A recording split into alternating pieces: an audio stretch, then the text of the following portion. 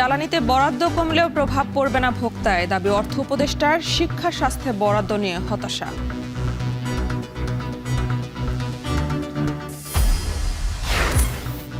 বান্দরবানে পাহাড় ধসের শঙ্কা, কুশিয়ারায় বাঁধ উঠছে, সিলেটের জকিগঞ্জে বন্যা, প্রশাসনকে দুষছেন স্থানীয়রা।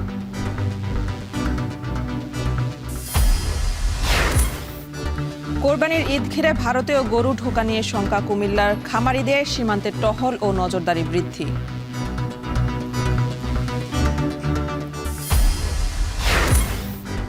এবং অনুমোদন না থাকায় প্রায় ৩.৫ লাখ মুসল্লিকে মক্কায় ঢুকতে বাধা, ৪০০ হজ প্রতিষ্ঠানের নিবন্ধন বাতিল।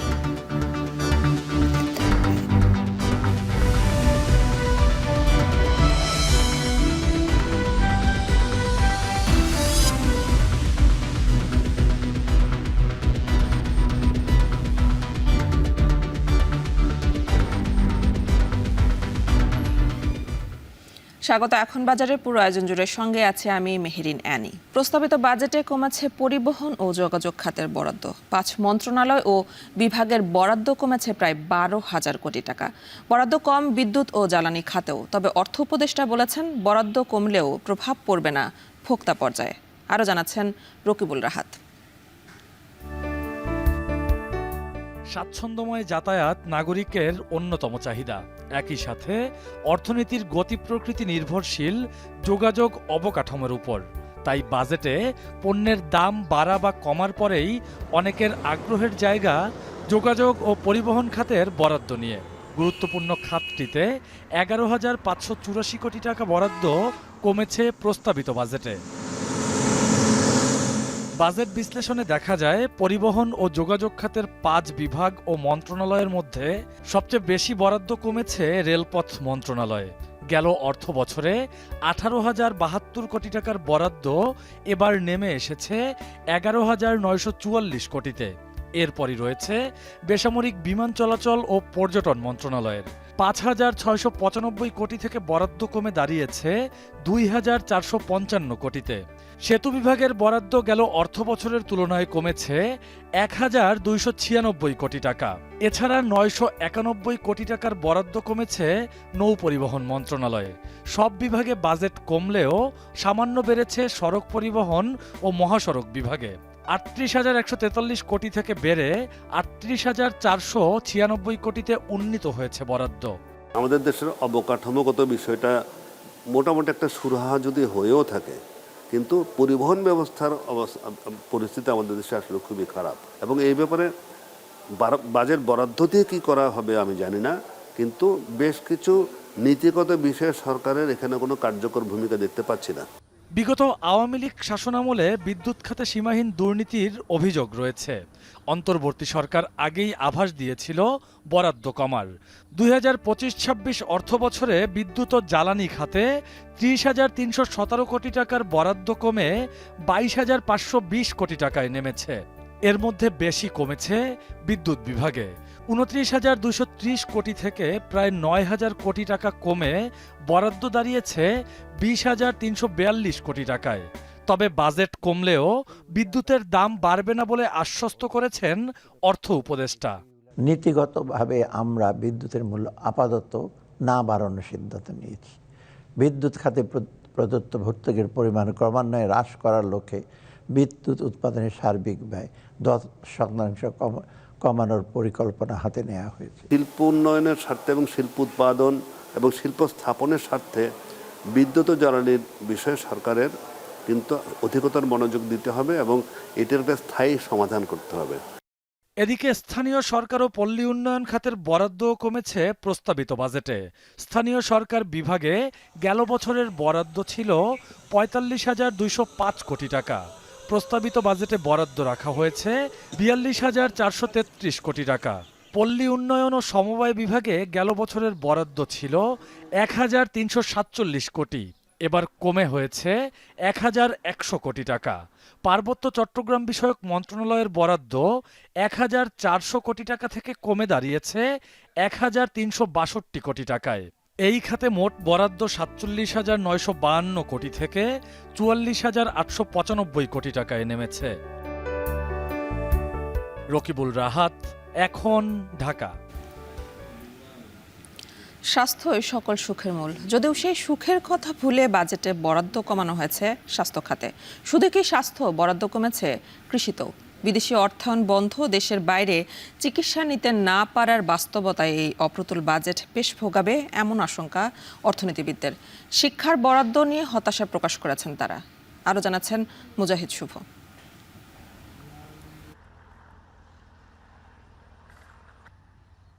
প্রতিবারের মতো এবারও সার্বিকভাবে বাজেটে বরাদ্দ কমানো হয়েছে শিক্ষা, স্বাস্থ্য ও কৃষি খাতে। শিক্ষা ও স্বাস্থ্যের মানোন্নয়ন এবং কৃষিতে চাহিদার কয়েক গুণ উৎপাদন বৃদ্ধির লক্ষ্যে এসব খাতে বরাদ্দ বাড়াতে বলা হলেও চিত্র হয়েছে উল্টো। যদিও প্রতিটি খাতের কিছু কিছু বিষয়ে বরাদ্দ বাড়ানো হয়েছে। বাজেট বক্তৃতায় শিক্ষা, স্বাস্থ্য ও কৃষিতে বরাদ্দের নানা দিক তুলে ধরেন অর্থ উপদেষ্টা ডক্টর সালেহ উদ্দিন আহমেদ। অতিরিক্ত 4,166 কোটি টাকা এবং সম্প্রসারিত টিকাদান কর্মসূচির জন্য 1,000 কোটি টাকা বরাদ্দ রাখার প্রস্তাব করছি। এর মধ্যে শিক্ষা খাতে সার্বিক বরাদ্দ দেয়া হয়েছে 1,10,657 কোটি টাকা, যা 2024-25 অর্থ বছরের বাজেটে ছিল 1,11,158 কোটি টাকা। আগামী অর্থ বছরে সরকারি প্রাথমিক বিদ্যালয় ফিডিং কর্মসূচির জন্য 2,164 কোটি টাকা বরাদ্দ রাখার প্রস্তাব করছি। এদিকে স্বাস্থ্য খাতে আগামী অর্থ বছরে বরাদ্দ দেয়া হয়েছে 41,908 কোটি টাকা, যা 2024-25 অর্থ বছরে 41,408 কোটি টাকা। গত বছরের তুলনায় বেড়েছে মাত্র 500 কোটি টাকা। বিদেশি অর্থায়ন বন্ধ ও দেশের বাইরে চিকিৎসা নিতে না পারার বাস্তবতায় এই অপ্রতুল বাজেট বেশ ভোগাবে বলে আশঙ্কা অর্থনীতিবিদদের। শিক্ষার বরাদ্দ নিয়েও হতাশ এই বিশেষজ্ঞ। শিক্ষা স্বাস্থ্যে আমি আসলে তেমন কোনো আশা দেখি না। স্বাস্থ্য খাতে তো একেবারেই দেখি না, কারণ স্বাস্থ্য একেবারে ইমিডিয়েট সেবা প্রদানের সাথে। আমাদের বিদেশি যে ফান্ডগুলো ছিল তার বেশ কিছুটা শিক্ষা স্বাস্থ্য খাতে উইথড্রন হয়েছে। টাকার অঙ্কে যত না গুরুত্বপূর্ণ, আপনার ওই মানুষের ছড়িয়ে যাওয়ার রোগের ক্ষেত্রে তো খুব গুরুত্বপূর্ণ। এই অর্থায়নগুলো তো করতে পারতে হবে। এখন আমার হেলথ ডিভিশনের বাজেট কমিয়ে দিয়ে আমি ঠিক আশাবাদী না যে আমি কতটুকু করতে পারবো। অপরদিকে কৃষি খাতে 2025-26 অর্থ বছরে বরাদ্দ দেয়া হয়েছে 46,268 কোটি টাকা। গত বছর ছিল 47,332 কোটি টাকা, অর্থাৎ এই খাতেও কমেছে প্রায় 1,000 কোটি টাকা। মুজাহিদ শুভ, এখন, ঢাকা। স্রোতের কাছে হার মানছে স্থানীয়দের প্রাণপণ চেষ্টা। কুশিয়ারা নদীর বাঁধ উপচে সিলেটের জকিগঞ্জে বেশ কয়েকটি গ্রামে ঢুকছে পানি। প্রতি বছর ঢলের জলে এমন দুর্ভোগে প্রশাসন ও পানি উন্নয়ন বোর্ডকে দুষছেন এলাকাবাসী।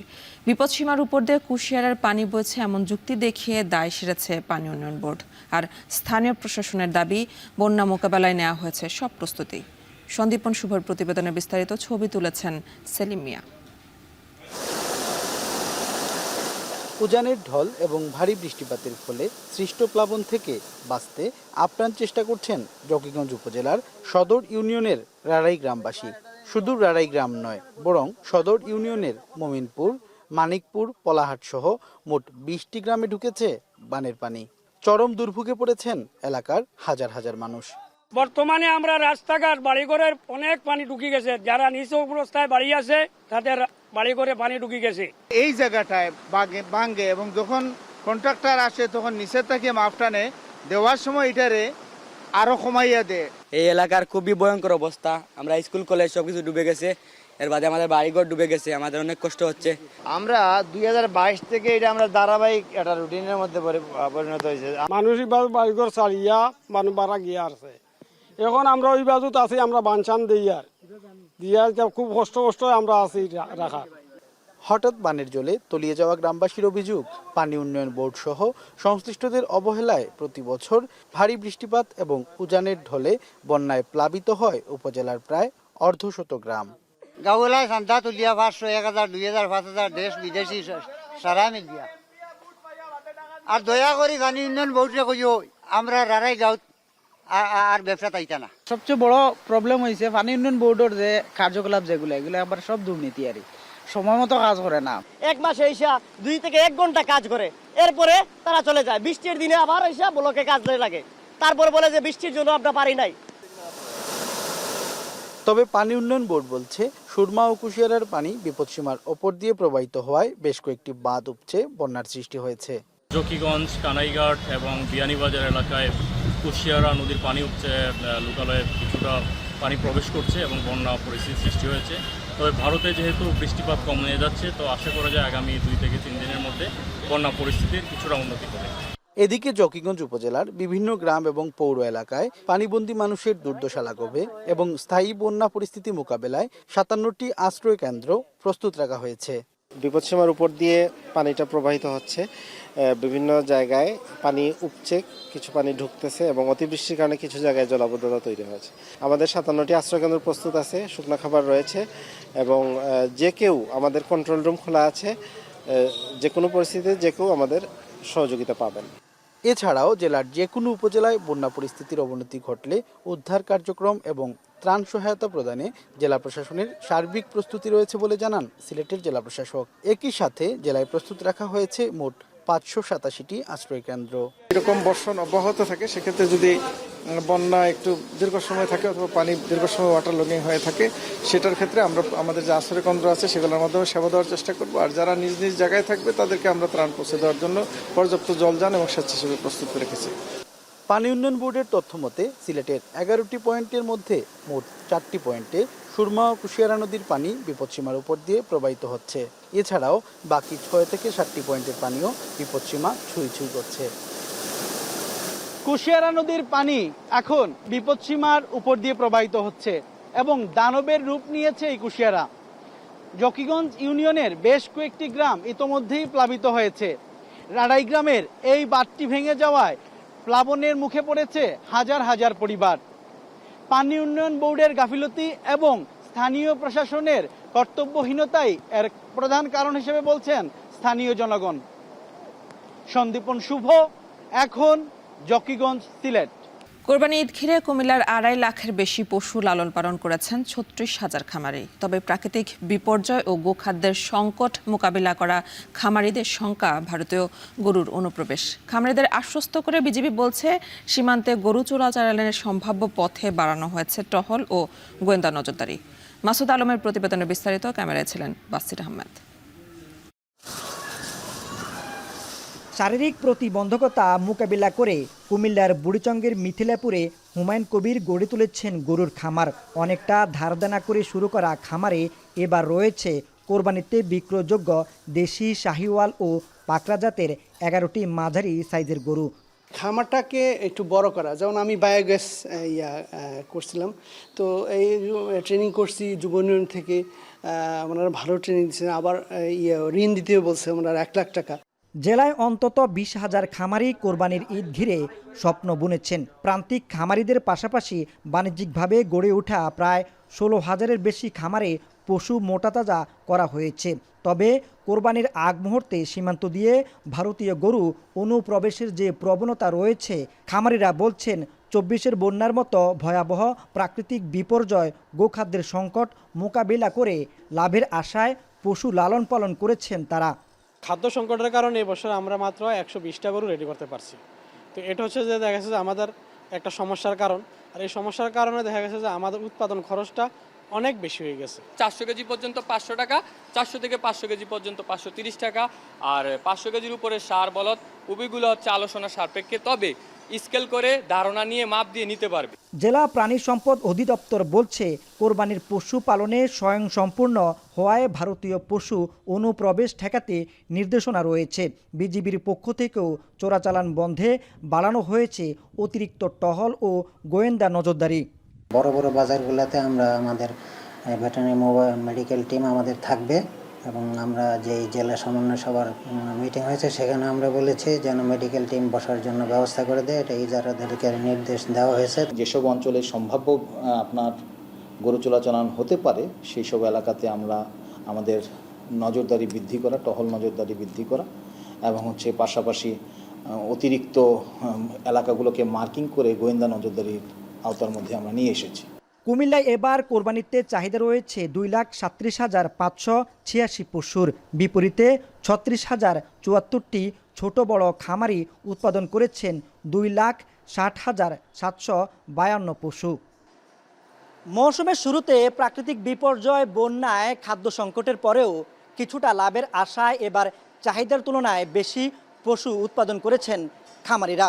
কিন্তু ভারতীয় গরুর প্রবেশ ঠেকাতে না পারলে বেঁচতে যাবে সেই স্বপ্ন।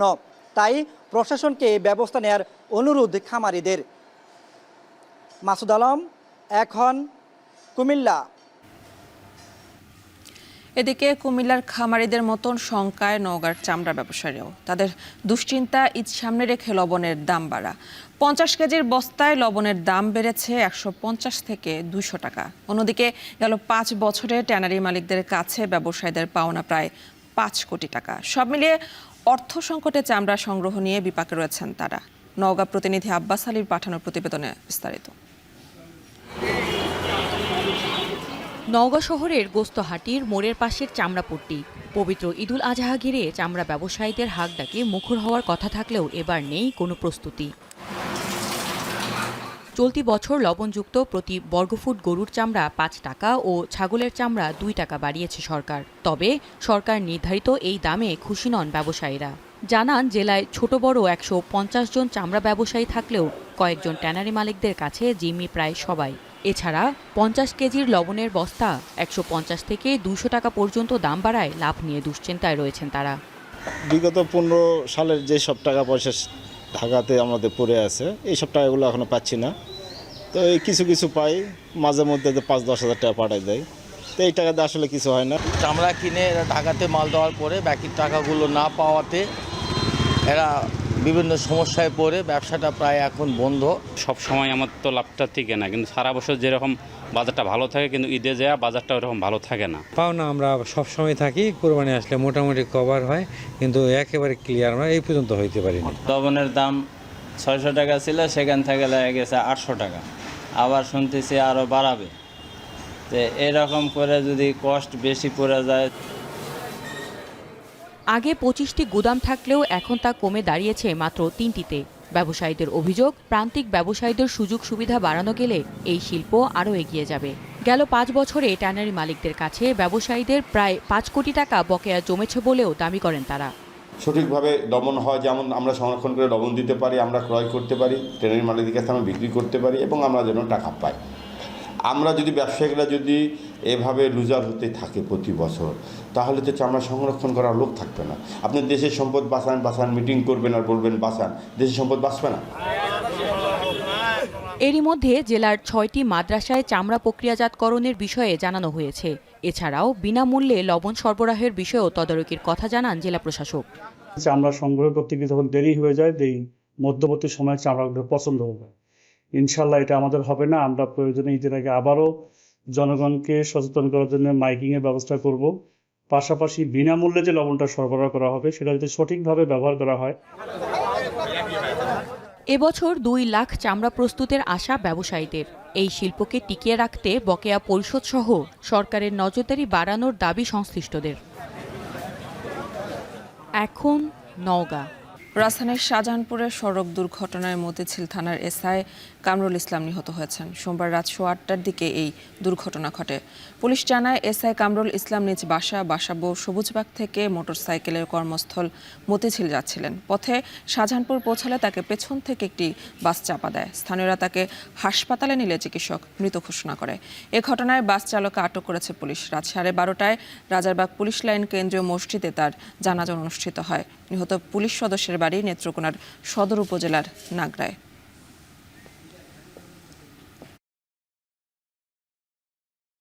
কক্সবাজারে চাষের মাছের সরবরাহ দাম অনেকটা স্বাভাবিক থাকলেও বেড়েছে সামুদ্রিক মাছের দাম। ফেনীতে মাছের দাম কেজিতে 15 থেকে 20 টাকা বৃদ্ধি পেলেও কোরবানির আগে কমেছে মুরগির দাম। সপ্তাহ ব্যবধানে কেজিতে 20 টাকা কমে প্রতি কেজি ব্রয়লার মুরগি বিক্রি হচ্ছে 145 টাকায়। এ নিয়ে আরও জানাতে কক্সবাজারের বাহারছড়া বাজার থেকে মনতোষ বেদজ্ঞ ও ফেনীর সুলতান মাহমুদ পৌর হকার্স মার্কেট থেকে যুক্ত হচ্ছেন সহকর্মী সুলাইমান ডালিম। প্রথমে মনতোষ, আপনার কাছে জানতে চাই, উপকূলীয় এলাকায় সামুদ্রিক মাছের দাম এতটা বাড়ার কারণ কি, আর এ নিয়ে মাছ ব্যবসায়ীরা বা কি বলছেন?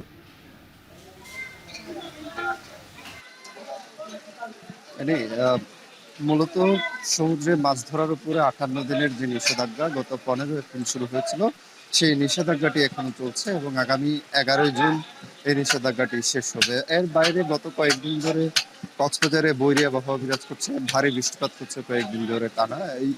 এইসব কারণে আসলে সামুদ্রিক মাছের যে সরবরাহ সেটি কম রয়েছে। বিশেষত নিষেধাজ্ঞা চলাকালীন সময়ে যারা এখানে প্রশাসনের অগোচরে যারা সমুদ্রে মাছ ধরতে যেতেন, তাদের যে মাছ ধরা সেটি কিন্তু বন্ধ রয়েছে। বিশেষ করে লুকিয়ে যারা মাছ ধরতেন সেই প্রবণতাটি আসলে এই মুহূর্তে বন্ধ রয়েছে। এর বাইরে মাছ শিকারের উপর যে নিষেধাজ্ঞা সেটিও রয়েছে এবং বৈরী আবহাওয়ার কারণেও কিন্তু যারা যেতেন তারা যেতে পারছেন না। এই কারণে সব মিলে সামুদ্রিক মাছের সরবরাহ এবং দামও কিন্তু স্বাভাবিকভাবে বেড়েছে। এবং আজকে সকালে আমরা কয়েকটি বাজার ঘুরে দেখেছি। আজকের যে মাছের বাজার দর, এর মধ্যে দেশীয় অর্থাৎ চাষের মাছের যে বাজার, সেটি রুই মাছ বিক্রি হচ্ছে 300 থেকে 320 টাকা পর্যন্ত প্রতি কেজি, কাতাল বিক্রি হচ্ছে 280 থেকে 300 টাকা প্রতি কেজি, তেলাপিয়া বিক্রি হচ্ছে 250 টাকা প্রতি কেজি, পাবদা বিক্রি হচ্ছে 350 থেকে 400 টাকা পর্যন্ত প্রতি কেজি। এর বাইরে এখানে যে সামুদ্রিক মাছগুলো পাওয়া যাচ্ছে, এর মধ্যে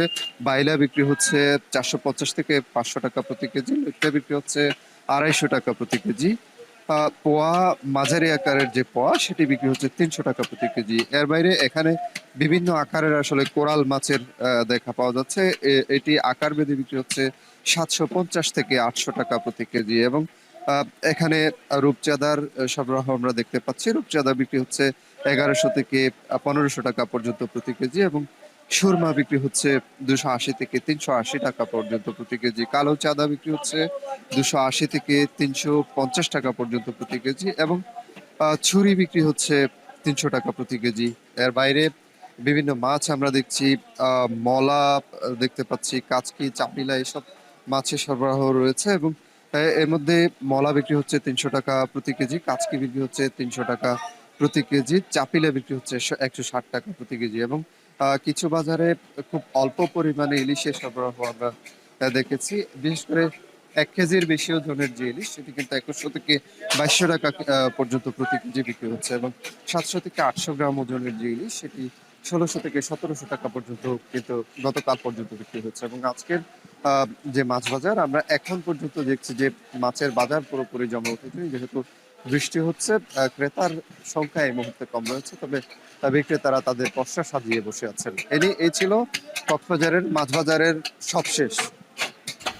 এবার ফেনীতে চলে যাব ডালিমের কাছে। ডালিমা, আপনি জানাবেন মুরগির দাম কমায় ক্রেতারা কতটা সন্তুষ্ট আর কোন মাছের দাম কতটা বেড়েছে?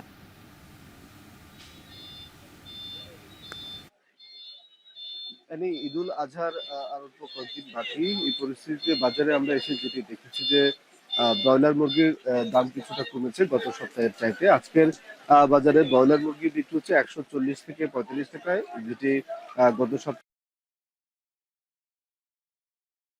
মধ্যে বিক্রি হচ্ছে। এছাড়া আমরা দেখেছি যে লাল যেসব লেয়ার মুরগি রয়েছে সেসবও বিক্রি হচ্ছে 280 টাকা, যেসব মুরগিগুলো গত সপ্তাহে 300 টাকার মধ্যে বিক্রি হয়েছিল। এছাড়া সোনালী যেসব বরফ রয়েছে সেগুলো বিক্রি হচ্ছে 240 থেকে 250 টাকা, যেগুলো কিন্তু গত সপ্তাহে 260 থেকে 270 টাকার মধ্যে বিক্রি হচ্ছে। এছাড়াও দেশীয় যেসব মুরগি রয়েছে, যেসব মুরগির বিক্রি হচ্ছে আজকের বাজারে 450 থেকে 500 টাকা, যেটি গত সপ্তাহে 550 থেকে 600 টাকার মধ্যে বিক্রি হচ্ছে। সব মিলিয়ে আমরা দেখেছি যে মাংসের যে বাজার, আমিষের যে বাজার, সেই বাজারে দাম কিছুটা কমেছে। অপরদিকে গরুর মাংসের যে বাজার, সেখানেও আমরা দেখেছি যে 750 থেকে 800 টাকার মধ্যে গরুর মাংস বিক্রি হচ্ছে। অপরদিকে আমরা দেখেছি যে মাছের যে বাজার, মাছের বাজার কিছুটা বৃদ্ধি হয়েছে। আমরা দেখেছি যে আজকের বাজারে সব ধরনের যেসব মাছ রয়েছে, চাষের মাছ, সামুদ্রিক মাছ এবং নদীর মাছ, সব ধরনের মাছেরই দাম কিছুটা বেড়েছে। আমরা আজকের বাজারে দেখেছি যে রুই প্রতি কেজি বিক্রি হচ্ছে যে 280 থেকে 300 টাকার মধ্যে, যেটি গত সপ্তাহে কিন্তু 260 থেকে 70 টাকার মধ্যে বিক্রি হচ্ছে। কাতল মাছ আজকের বাজারে 1 কেজির উপরে যেসব সাইজের কাতল মাছ আছে সেগুলো কিন্তু 320 থেকে 330 টাকার মধ্যে বিক্রি হচ্ছে, যেটি কিন্তু গত সপ্তাহে 300 টাকার মধ্যে বিক্রি হচ্ছে। এছাড়াও সামুদ্রিক যেসব মাছ রয়েছে, বাইলা, পোমা, রূপচাঁদা সহ অন্যান্য যেসব মাছ, সেসব মাছের দামও আমরা কিছুটা বেশি দেখেছি যে গত সপ্তাহে যে দামে বিক্রি হচ্ছে, এই সপ্তাহে দাম কিছুটা 20 থেকে 30 টাকা দাম বেশি বিক্রি হচ্ছে। আজকের বাজারে আমরা দেখেছি যে বাইলা মাছ বিক্রি হচ্ছে যে প্রতি কেজি 260 থেকে 270 টাকার মধ্যে, পোমা মাছ বিক্রি হচ্ছে 280 থেকে 290 টাকার মধ্যে। সব মিলিয়ে মাছের দাম কিছুটা বৃদ্ধি হলেও মুরগির এবং মাংসের দাম কিছুটা কম আছে, অপরদিকে সবজির দাম কিছুটা বৃদ্ধি আছে। এই ছিল ফেনী সুলতান মাহমুদ পুর হকার্স মার্কেট থেকে আমাদের কাছে আজকের মাছ এবং মাংসের বাজারের খবরের সর্বশেষ। ফেনীর বাজার দর নিয়ে জানাচ্ছিলেন সহকর্মী সোলেমান ডালিম। ধান মাড়াই নিয়ে বিপাকে পড়েছেন চাঁপাইনবাবগঞ্জের কৃষকরা। কয়েকদিনের টানা বৃষ্টিতে ডুবে গেছে শত শত বিঘা জমির স্বপ্নের ফসল। পাকা ধান পানিতে তলিয়ে যাওয়ায় এরই মধ্যে বীজ গজাতেও শুরু করেছে। কৃষি বিভাগ বলছে ক্ষতিগ্রস্ত কৃষকের তালিকা করে প্রণোদনার আওতায় আনা হবে। সোহান মাহমুদের প্রতিবেদনে বিস্তারিত। চাঁপাইনবাবগঞ্জের 5 উপজেলার বোরো ধান কাটা শেষ পর্যায়ে। এরই মধ্যে ধান ঘরে তোলার পর্বও অনেকটা গুছিয়ে নিয়েছেন কৃষকরা। তবে কয়েকদিনের টানা বৃষ্টিতে বিপাকে পড়েছেন তারা। কাটার পর জমিতেই জলে নষ্ট হচ্ছে ধান। পানিতে তলিয়ে থাকা বীজ গজাতেও শুরু করেছে। রোদ না থাকায় পাকা ধান কাটা মারাই করতে পারছেন না অনেকে। এতে লোকসানের শঙ্কায় পড়েছেন চাষিরা। আপনার বৃষ্টির ভিতরিতে ধান গলে গেল, একটাও আমরা পাচ্ছি না। এখন ছাইকে ছাইকে ধান তুলতে হয়েছে, অবস্থা খুবই খারাপ আমাদের। গ্রাহকে নিবে কি নিবে না সেটা আমাকে দেখতে হবে। যাচাই করে শুকামু, শুকার পরে যদি নেয় তাহলে ধরুন যে আমরা বিক্রি করতে পারবো, আর যদি না নেয় তাহলে আমাকে ধরুন যে ফেলে দিতে হবে। পানিতে যেভাবে ভিজেছে এগুলো আমরা নিয়ে যেতে পারছি না, অতিরিক্ত ওজন হয়ে যাচ্ছে। ধান 4 বিঘে ভেসে গেল, কিছু ধরতে পেরেছি, কিছু পারিনি। ক্ষতিগ্রস্ত কৃষকের তালিকা করে প্রণোদনের ব্যবস্থা করা হবে বলে জানান কৃষি কর্মকর্তা। যত দ্রুত সম্ভব তারা ধান 80% পাকলেই যেন সেগুলো কেটে বাড়িতে নিয়ে যায়, মাঠে যেন না রাখে। যে সমস্ত কৃষকের কিছু ক্ষতিগ্রস্ত হয়েছে আমরা এগুলা উপজেলা কৃষি অফিসারের মাধ্যমে আমরা তথ্য সংগ্রহ করতেছি এবং এটা আমরা উপরে পাঠাবো। যদি পরবর্তীতে কোনো সহযোগিতা আসে আমরা তাদেরকে সহযোগিতা করব। কৃষি বিভাগের তথ্য মতে চলতি বছরে 47,730 হেক্টর জমিতে বোরো ধান চাষ করা হয়েছে। এখন চাঁপাইনবাবগঞ্জ। ঢাকা সিলেট মহাসড়কে প্রতিনিয়ত যানজটের দুর্ভোগ পোহাতে হয় যাত্রীদের। বিকল্প সড়ক হিসেবে ব্যবহার হলেও সরাইল লাখাই হবিগঞ্জ আঞ্চলিক মহাসড়কটিও এখন শুরু হওয়ায় অসহনীয় হয়ে উঠেছে। এই সড়ক চওড়া হলে ঢাকার সঙ্গে হবিগঞ্জের দূরত্ব অন্তত 30 কিলোমিটার কমবে। বাড়বে ব্যবসা বাণিজ্যের প্রসারও। আরও জানাচ্ছেন আজিজুল সঞ্চয়। ঢাকা সিলেট মহাসড়কের ব্রাহ্মণবাড়িয়া অংশে যানজট যেন এখন নিত্যদিনের চিত্র। খানাখন্দ আর অতিরিক্ত যানবাহনের চাপে ঘন্টার পর ঘন্টা আটকে থাকেন যাত্রীরা। বিশেষ করে সরাইল বিশ্বরোড মোড় থেকে শাহবাজপুর পর্যন্ত অংশে পরিস্থিতি আরও ভয়াবহ। বড় ধরনের যানজট তৈরি হলে লাখাই ও হবিগঞ্জগামী গাড়িগুলো বিকল্প হিসেবে সরাইল নাসিরনগর লাখাই হবিগঞ্জ আঞ্চলিক সড়ক ব্যবহার করে। তবে সড়কটি সরু হওয়ায় এখানেও তৈরি হয় তীব্র যানজট। এই অবস্থায় 2023 সালে 51 কিলোমিটার দৈর্ঘ্যের সরাইল নাসিরনগর লাখাই হবিগঞ্জ আঞ্চলিক সড়ক চৌড়াকরণ প্রকল্প হাতে নেয় সড়ক ও জনপথ বিভাগ। মূলত সড়কটি চৌড়া হলে কমবে ঢাকা হবিগঞ্জের দূরত্ব, যানজটও অনেকটা লাঘব হবে বলে মনে করছেন স্থানীয়রা। একই সঙ্গে ব্যবসা বাণিজ্য ও পরিবহন খাতে আসবে গতি, বাড়বে আঞ্চলিক অর্থনৈতিক কার্যক্রম।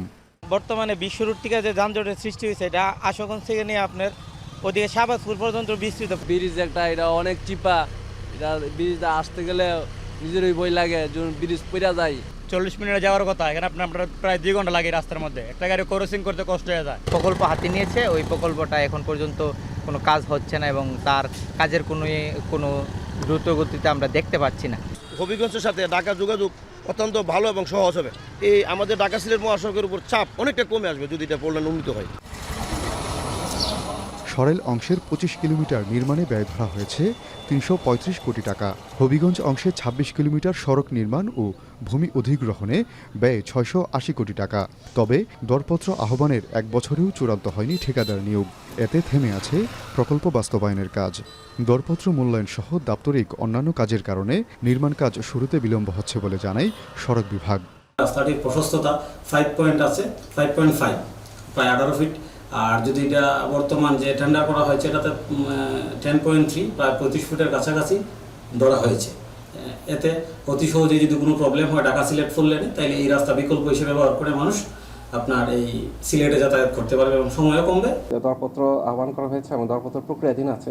দরপত্র অনুমোদন হলে এই সড়কটি আশা করা যায় আগামী 2 বছরের মধ্যে কাজ সম্পন্ন হবে। ডিসি অফিস থেকে যার ভাষাকে মহানগর কার্যালয় থেকে আমরা ভূমি অধিগ্রহণ একটা এস্টিমেটও পেয়েছি। তো কাজে ভূমি অধিগ্রহণ, ইউটিলিটি শিফটিং এবং নির্মাণ ব্যয় এগুলো সঠিক আছে, এখানে কোনো অতিরিক্ত ব্যয় ধরা হয়নি। সড়কটি বাস্তবায়ন হলে ঢাকার সঙ্গে হবিগঞ্জের দূরত্ব অন্তত 30 কিলোমিটার কমবে। আর যোগাযোগ ব্যবস্থার এই উন্নয়ন বদলে দেবে পুরো অঞ্চলের অর্থনৈতিক চিত্র। আজিজুল সঞ্চয়, এখন ব্রাহ্মণবাড়িয়া। গাজায় ত্রাণ কেন্দ্রগুলোতে ইসরায়েলের খুলিতে ফিলিস্তিনি নিহতের ঘটনায় স্বাধীন তদন্তের দাবি জানিয়েছেন জাতিসংঘ মহাসচিব অ্যান্তোনিও গুতেরেস। বিষয়টি নিশ্চিত করেছে আল জাজিরা। সোমবার সকালে দক্ষিণ গাজায় ইসরায়েল ও মার্কিন সমর্থিত সহায়তা কেন্দ্রে ফিলিস্তিনিদের লক্ষ্য করে গণহারে গুলি করে আইডিএফ। এতে 3 ফিলিস্তিনি নিহত হন, আহত হন আরও 30 জন। মার্কিন ও ইসরায়েলি কেন্দ্রগুলোতে ত্রাণ নিতে গিয়ে ইসরায়েলি হামলায় এ পর্যন্ত 31 ফিলিস্তিনি নিহত হয়েছে বলে দাবি হামাসের। তবে সহায়তা কেন্দ্রে হামলার বিষয়টি অস্বীকার করেছে ইসরায়েলি সেনারা।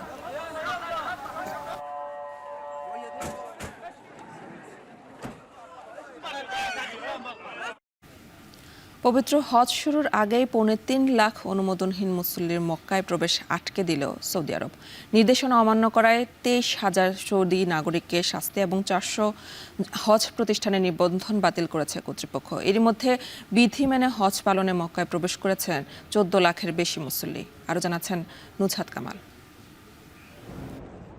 1 বছর আগেই পবিত্র হজে অংশ নিতে গিয়ে তীব্র গরমে অসুস্থ হয়ে প্রাণ যায় রেকর্ড 1300-র বেশি মুসল্লির। সৌদি সরকারের দাবি, এদের বড় অংশই অনুমোদন ছাড়া হজে অংশ নেয় পাননি প্রাথমিক চিকিৎসা সহ কর্তৃপক্ষের কোনো সেবাই। অতিরিক্ত ভিড়ের জন্য দায়ী করা হয় অনুমোদনবিহীন হজ প্রত্যাশীদের। এছাড়া প্রায়ই হজের সময় ভিড়ে পদদলিত হয়ে ঘটছে মৃত্যুসহ নানা দুর্ঘটনা। ইসলাম ধর্মের 5টি স্তম্ভের একটি হজ মুসলিম বিশ্বের সবচেয়ে বড় মিলন মেলা। সামর্থ্যবান মুসলিমদের জন্য জীবনে অন্তত একবার হজ পালন বাধ্যতামূলক। হজের সময় এগিয়ে আসতে থাকায় সারা বিশ্বের ধর্মপ্রাণ মুসল্লিরা দলে দলে যাত্রা শুরু করেছেন পবিত্র ভূমির উদ্দেশ্যে। চলতি বছর হজ শুরুর আগেই রোববার পর্যন্ত হজের অনুমোদনবিহীন প্রায় 3.25 লাখ মুসল্লিকে মক্কায় প্রবেশ করা থেকে আটকেছে সৌদি সরকার। মক্কায় অবৈধ প্রবেশ বন্ধে খড়গহস্ত হজ কর্তৃপক্ষ। সৌদি আরবের রাষ্ট্রীয় সংবাদ মাধ্যম আল আরাবিয়ার প্রতিবেদনে বলা হয়, মক্কায় অনুপ্রবেশ চেষ্টার সময় বহিষ্কৃতদের সংখ্যাই প্রমাণ যে দিন দিন হজ প্রত্যাশীদের সংখ্যা বাড়ছে এবং একই সঙ্গে বাড়ছে অনুমোদন ছাড়াই হজে অংশ নেয়ার প্রবণতাও। চলতি বছর হজে অংশ নিতে এর মধ্যেই মক্কায় প্রবেশ করেছেন 14 লাখের বেশি হজ প্রত্যাশী। আগামী কয়েক দিনে এ সংখ্যা আরও বাড়বে বলে আশা প্রশাসনের। অনুমোদনবিহীন হজের জন্য $5,000 পর্যন্ত জরিমানা ও দেশত্যাগ সহ নানা দণ্ডের ব্যবস্থা রেখেছে সৌদি সরকার। সৌদি আরবের নাগরিক এবং বৈধ প্রবাসীরাও এ নীতির অন্তর্ভুক্ত। হজ মন্ত্রণালয়ের নির্দেশনা অনুসারে কেবলমাত্র হজের অনুমতিপ্রাপ্তরাই হজের সময় মক্কায় প্রবেশ করতে পারবেন। সারা বছর মক্কায় থাকলেও হজ পালনে অনুমতি বাধ্যতামূলক। হজের বিধি অমান্য করায় এ পর্যন্ত 23,000-এর বেশি সৌদি নাগরিককে নানা শাস্তি দেয়া হয়েছে। বাতিল করা হয়েছে 400-র বেশি প্রতিষ্ঠানের নিবন্ধন। চলতি বছর হজ চলাকালীন নজরদারি ও পর্যবেক্ষণে প্রথমবার ড্রোন ব্যবহার করছে সৌদি সরকার। দ্রুততম সময়ে আগুন নেভাতেও সাহায্য করবে এসব ড্রোন। নুজহাত কামাল, এখন বিশ্ব। আগামী শুক্রবার সৌদি আরব, সংযুক্ত আরব আমিরাত ও ওমান সহ মধ্যপ্রাচ্যের দেশে একযোগে ঈদুল আজহা উদযাপিত হবে। দেশের মতো বিদেশেও চলছে ঈদের প্রস্তুতি। ঈদ ঘিরে কোরবানির পশুর হাটে বেড়েছে ব্যস্ততা। তবে এই বছর সংযুক্ত আরব আমিরাতে কোরবানির পশুর দাম কিছুটা বেশি বলছেন ক্রেতারা। বিস্তারিত জানাচ্ছেন কামরুল হাসান জনি। মধ্যপ্রাচ্যের দেশগুলোতে আগামী শুক্রবার একযোগে পালিত হবে ঈদুল আজহা।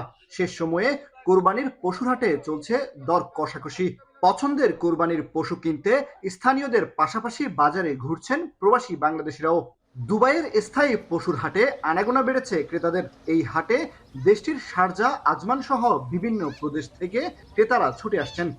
মার্কেট গরু আছে প্রচুর, আগের চাইতে একটু কম। আগে অনেক গরু সস্তা ছিল, প্রাইস রেট কম ছিল, ওখানে একটু বাড়তি হওয়ার কারণে কাস্টমার এখনো দেখা যাইতেছে না। 4-5 বছর যাবত আমরা এখানে আসি, এখানের হাট মোটামুটি জমছে, এখন ওইরকম ভাবে জমে উঠে নাই, মোটামুটি জমছে, ক্রেতারা আসতেছে, সবাই দেখতেছে। কুরবানির ঈদের যে পশু কেনাটা সেটা সত্যি আনন্দের। এবছর দেশটিতে কোরবানির পশুর দাম তুলনামূলক বেশি বলছেন ক্রেতারা। দাম বেড়েছে ভারতীয়, পাকিস্তানি, সোমালি গরু ও ছাগলের। 300 থেকে 400 কেজি ওজনের গরুর দাম সর্বনিম্ন 9,000 দিরহাম থেকে শুরু, যা বাংলাদেশি মুদ্রায় প্রায় 3 লাখ টাকা। 22 কেজি ওজনের পাকিস্তানি ছাগলের দাম শুরু 2,500 দিরহামে, যা বাংলাদেশি মুদ্রায় প্রায় 85,000 টাকা। ছাগলের প্রাইসটা একটু আগের বার থেকে এবার একটু বেশি, তার জন্য আমরা ছাগল আরো দেখতেছি। 10,000 দাম দিয়েছি, আলহামদুলিল্লাহ মোটামুটি ঠিক আছে, আগের থেকে তো একটু বাড়তি দাম। বিক্রেতারা বলছেন কোরবানির পশুর চাহিদা এখন প্রচুর, ক্রেতারাও ইতোমধ্যেই কেনাকাটা শুরু করে দিয়েছেন। চাহিদা বৃদ্ধির কারণে ঈদ যত এগিয়ে আসবে দাম আরো বাড়তে পারে। দামের তারতম্য থাকলেও প্রবাসে ঈদ উদযাপনের লক্ষ্যে কেউ কেউ ভাগাভাগি করে কিনছেন পছন্দের কোরবানির পশু, কেউ কিনে নিয়ে যাচ্ছেন এককভাবে। কামরুল হাসান জনি, এখন সংযুক্ত আরব আমিরাত। ফ্রান্সের প্যারিসের রিপাবলিক স্কোয়ারে অনুষ্ঠিত হলো সাফ আয়োজিত দিনব্যাপী ঈদ বাণিজ্য মেলা। প্রবাসী বাংলাদেশ উদ্যোক্তা বিভিন্ন বয়সী মানুষের অংশগ্রহণে জমজমাট হয়ে ওঠে মেলাটি। বাংলাদেশি পণ্য ও খাবারের স্বাদে মুগ্ধ ভিনদেশিরাও। আরও জানাচ্ছেন, বিস্তারিত জানব প্রতিবেদনে। ঈদ ঘিরে পরিবার পরিজন নিয়ে কেনাকাটায় ব্যস্ত সময় পার করছেন ফ্রান্সের বসবাসরত প্রবাসী বাংলাদেশিরা। রবিবার প্যারিসের রিপাবলিক চত্বরে সলিডারিতে আজি ফ্রান্স সাফ আয়োজিত ঈদ বাণিজ্য মেলায় দেশীয় পণ্যের পসরা সাজিয়ে বসেন প্রবাসী বাংলাদেশি উদ্যোক্তারা। শাড়ি গয়নার পাশাপাশি ছিল মুখরোচক খাবার ও নানা ধরনের হস্তশিল্প। সাফের যে এই আয়োজনটা প্রত্যেকবার থাকে, এটা নিঃস্বার্থ একটা আয়োজন। বাংলাদেশি যে যারা উদ্যোক্তা আছে তাদের সাথে একসাথেই আমার প্রোডাক্টগুলো প্রেজেন্টেশন করা। মেলার বিশেষ আকর্ষণ ছিল নারী উদ্যোক্তাদের সরব উপস্থিতি, ছিল শিশুদের জন্য খেলা ও সাংস্কৃতিক পরিবেশনা। আমাদের যে কৃষ্টি কালচার, আমাদের যে সংস্কৃতি, সেই সংস্কৃতিকে আমরা প্যারিসের মাটিতে তুলে ধরতে পারছি। আজকে উদ্যোক্তাদের একটি মিলন মেলা হয়েছে। মেলায় রকমারি খাবার ও বাংলাদেশি পণ্যের মান দেখে মুগ্ধ ফরাসি এমপি সহ আগত অতিথিরা। Alors écoutez, donc moi je suis Aurélien Taché, député du Val d'Oise, et très heureux d'être venu découvrir la foire interculturelle organisée par l'association Solidarité Asie France. আয়োজকরা জানান, প্রবাসের দেশীয় সংস্কৃতি ও বাণিজ্যিক সম্ভাবনা তুলে ধরা এই আয়োজনের মূল উদ্দেশ্য। ঈদ ঘিরে এমন আয়োজনে কিছুটা হলেও দেশীয় আমেজ পেয়েছেন প্রবাসীরা। ঐতিহাসিক রিপাবলিক চত্বর রূপ নেয় একখণ্ড বাংলাদেশে। এখন ফ্রান্স। ৬৭ দিন পর দেশের মাটিতে পা রাখার কয়েক ঘন্টার মধ্যে দলের সঙ্গে অনুশীলনে নেমে পড়লেন জাতীয় ফুটবল দলের পোস্টার বয় হামজা চৌধুরী। জাতীয় স্টেডিয়ামে প্রথমবার অনুশীলন করলেন ইংলিশ লিগে খেলা এই ফুটবলার। এদিকে বাংলাদেশ সিঙ্গাপুর ম্যাচের টিকিটের দাবিতে বাফুফে ভবনের সামনে আন্দোলন করেছে সমর্থকরা।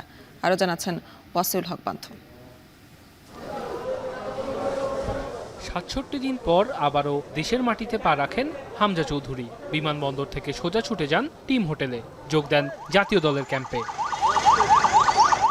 কয়েক ঘন্টা বিরতির পরই দলের সাথে চলে আসেন জাতীয় স্টেডিয়ামে। দেশের ফুটবলের হ্যামিলনের বাঁশিওয়ালাকে এক নজর দেখতে দর্শক সমর্থকদের প্রাণপণ চেষ্টা।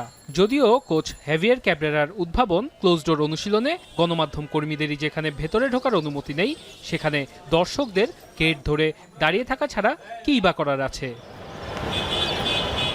হামজা ম্যাজিকে দেশের ফুটবলের দর্শক উন্মাদনার খোল নালচে যেন বদলে গেছে। কেউ বা ম্যাচ টিকিট পেলেও এসেছেন দেশের ফুটবল পোস্টার বয়কে এক নজর দেখতে, আবার কেউ এসেছেন খেলা দেখতে না পেলেও দুধের স্বাদ ঘোলে মেটাতে। মাঝে একবার হামজা এসে দেখেও গেলেন তার প্রতি দেশের মানুষের ভালোবাসা। আমাদের মতের সাধারণ দর্শকগুলো টিকিট পায় না, বড় দুঃখ লাগে। অল্প কিছুক্ষণের জন্য হামজাকে দেখতে পারি নাই, দুঃখজনক। হামজাকে দেখার জন্য আসছিলাম, প্র্যাকটিসের মধ্যে অন্তত দেখবো এটা আশা করছিলাম, কিন্তু পারিনি। 3টাকে 2:30 বাজে আমি টিকিট কাটতে পারছি, 10 তারিখে 4টা টিকিট পারছি। যখন স্টেডিয়ামের বাইরে ভক্তকুলের অপেক্ষা, বিপরীত চিত্র বাংলাদেশ ফুটবল ফেডারেশনের বাইরে। টিকিট না পেয়ে অবস্থান কর্মসূচিতে বসেছে দেশের ফুটবলের সবচেয়ে বড় ভক্তদের গ্রুপ বাংলাদেশ ফুটবল আলট্রাস। তারা বলছে টিকিট নিয়ে তাদের আবেগ নিয়ে, এমনকি এখানেও সিন্ডিকেটের কালো থাবা দেখতে পাচ্ছেন অনেকে। আলট্রাসের সাথে যে কোনো ন্যাশনাল টিম হোক বা ক্লাবের একটা আলাদা থাকে, তো আমরা ওই আলট্রাস হিসেবে আমরা ওই জিনিসটা চেয়েছি। যতক্ষণ পর্যন্ত এটার কোনো সমাধান না করতেছে ততক্ষণ পর্যন্ত আমরা এই জায়গায় আছি। বাংলাদেশের সাথে খেলার আগে যেন আমাদের আলট্রাসের কথা মনে করে, এরকম একটা আমাদের চিন্তা ভাবনা ছিল। যদি সিন্ডিকেট হয় বাংলাদেশ ফুটবলের জন্য সবচেয়ে বড় একটা খারাপ দিক হবে। বিকেল গড়িয়ে সন্ধ্যা, জাতীয় স্টেডিয়ামের ভিভিআইপি গেটে দর্শক সমর্থকদের ভিড় কমেনি বই বেড়েছে। দর্শকদের ভিড় ঠেলে খেলোয়াড়দের বের করতে যেন ঘাম ছুটে গেল নিরাপত্তা কর্মীদের। যদিও দর্শকদের এই ভালোবাসা নিরাপত্তা হুমকি কিনা সেই প্রশ্নগুলো কিন্তু থেকেই যাচ্ছে। ওয়াসিউল হক পান্থ, এখন, ঢাকা। শেষ করবো এখন বাজার, তবে তার আগে শিরোনামগুলো আরো একবার। জ্বালানিতে বরাদ্দ কমলেও প্রভাব পড়বে না ভোক্তায়, দাবি অর্থ উপদেষ্টার। শিক্ষা স্বাস্থ্যে বরাদ্দ নিয়ে হতাশা।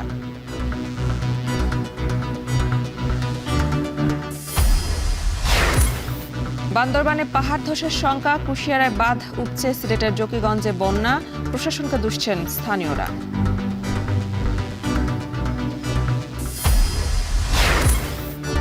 কোরবানির ঈদ ঘিরে ভারতীয় গরু ঢোকা নিয়ে শঙ্কা, কুমিল্লার খামারিদের। সীমান্তে টহল ও নজরদারি বৃদ্ধি।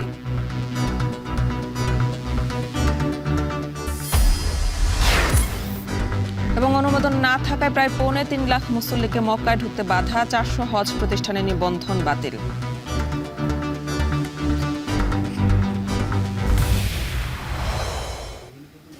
শেষ করছে এখন বাজার। এখন টেলিভিশন ওয়েবসাইটে দেখতে ভিজিট করুন www.এখন.tv। এছাড়া ফেসবুকে দেখতে ভিজিট করুন facebook.com/tv.এখন এবং ইউটিউবে দেখতে ভিজিট করুন youtube.com/c/এখন tv।